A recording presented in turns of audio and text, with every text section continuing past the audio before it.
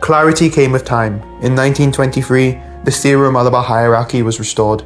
Then, in 1990, the CCEO was promulgated.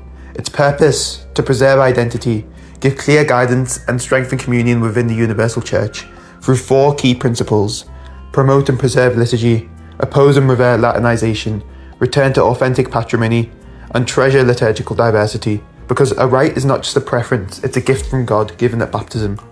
Even when living elsewhere or under another rite's pastoral care, the faithful remain in their own right, at any age, in any corner of the world.